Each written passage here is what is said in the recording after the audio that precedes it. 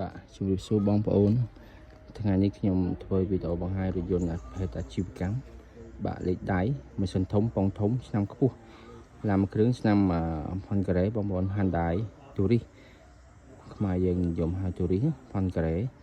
បាទប្រភេទ15កៅអីម៉ាស៊ីនធំប៉ុងធំបាទឆ្នាំ99តម្លៃលក់2990បាទតម្លៃធូរមែនទែនបាទសបកថ្មីប្រភេទឡានលេខដៃប្រើមកសុទ្ធបាទអូនឆ្នាំថោកទេ5-10ម៉ឺនបងប្អូនបាទហើយសបកថ្មីប្រភេទអាជីវកម្មបងប្អូនអាចយកដឹកសិស្សក៏បានយកទៅដឹកបានចាប់គួយក៏បានដែរបងប្អូនបាទនេះសំពុកឲ្យនៅថ្មីទេបាទលាងសម្អាតហើយអស់ហើយបងប្អូនអាចយកទៅបម្រើអាជីវកម្មបងប្អូនបានគ្រប់ស្ថានភាពផ្លូវទាំងអស់បាទចិត្តឆ្ងាយដឹកធ្ងន់ស្រាលឲ្យបានមកឆ្ងាញ់អត់មានអីពិបាកទេបងប្អូនបាទស្អាតភ្លឹងយើងរៀបចំឲ្យអស់ហើយបាទហើយកៅអីយើងមានគ្រប់យកដឹកសិស្សក៏បានដឹកបន្លែក៏បានដឹកឲ្យបានចាប់ធ្វើក៏បានបងប្អូនបាទសាក់ស៊ីស្អាតឡាននេះបាទឡាននេះតម្លៃ2990បាទ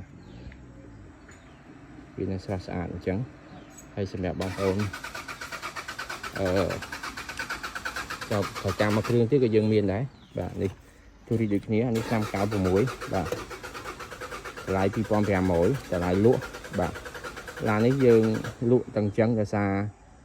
ទុកឲ្យបងប្អូនគាត់មានជំរើសឡាននេះខ្ញុំធ្វើថ្នាំហើយស្រស់ស្អាតបាទខុសគ្នាតា400អានេះខ្ញុំអត់ធ្វើថ្នាំទេថ្នាំម៉ាស៊ីនវានៅអញ្ចឹងប៉ុណ្ណឹងម៉ាស៊ីនធំប៉ុងធំដូចគ្នាលេខដៃដូចគ្នាបាទឡានដូចគ្នាពណ៌ដូចគ្នាហើយតម្លៃ2500បាទបងប្អូនចំណាប់អារម្មណ៍ចំណេះតំណងមកអាចយកដឹកដៀវបានហើយឡាននេះបាទ